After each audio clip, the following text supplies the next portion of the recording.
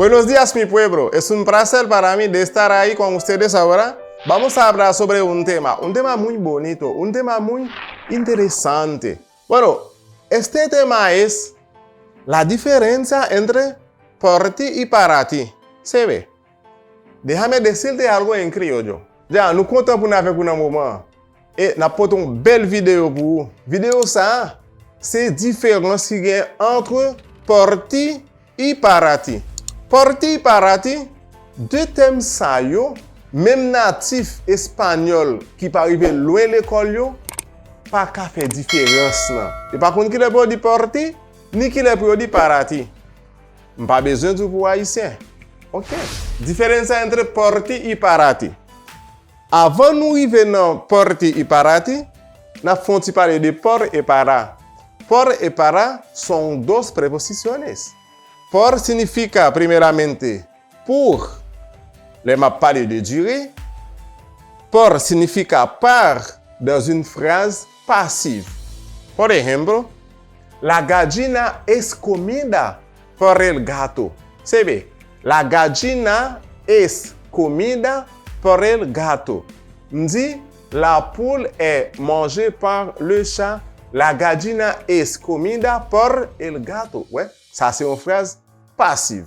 Si nous prenons por, le signifie durer. Voyager por 2 semanas. Hein? C'est vrai? Voyager por 2 semanas. M'pral là-bas pour 2 semaines. Ça c'est durer. Et para. On utilise para pour opinion. Por ejemplo, para mí, ella no sirve como una cocinera. Ouais? Para mí, ella no sirve como una cocinera. M'dit pour moi, mademoiselle pas efficace même comme une cuisinière. Ouais? Ça, c'est non para. Ça, son opinion. M'ka wel comme ça, l'autre monde pas wel comme ça. OK?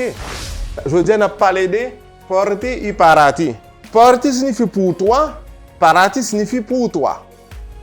¿Cuándo puedo decir o cuándo puedo usar por ti? Yo puedo usar por ti cuando hago algo por otra. On utilise por ti quand on fait quelque chose pour quelqu'un d'autre. Por ejemplo, por ti, puedo hacer cualquier cosa, mi amor. Ouais? Por ti, puedo hacer cualquier cosa, mi amor. M'di pour chérie, m'ka fait n'importe bagay. M'ka fait n'importe bagay pour vous. Moi, utiliser por ti pour les m'a fait pour les faire un bagay pour un monde. Dans le sens faire un bagay pour un monde.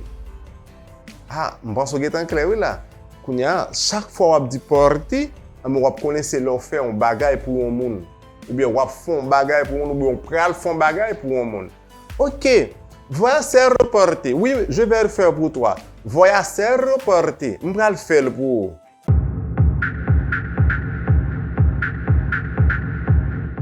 Para ti. Se usa para ti cuando estás dando algo a alguien. ¿Se ve? Se usa para ti cuando estás dando algo o estás dando una cosa a alguien. Moi, utiliser para ti, les m'a plongé un bagay ba un monde. Moi, utiliser para ti. Por ejemplo, esto es para ti. Cógelo. Toma, es para ti. Esto es para ti. Cógelo. Ouais? Ah, ça c'est pour. Prenez. Ah, c'est pour. Prenez. Ouais ça? Es para ti. Tomalo. Es para ti. Tomalo. Esto es para ti. Cógelo. Ouais? Ça c'est pour. Prendre. OK. Kounya m'pense tout le monde clair là. T'allais me dire nous. Même natif yo gen problème avec expression por ti et para ti.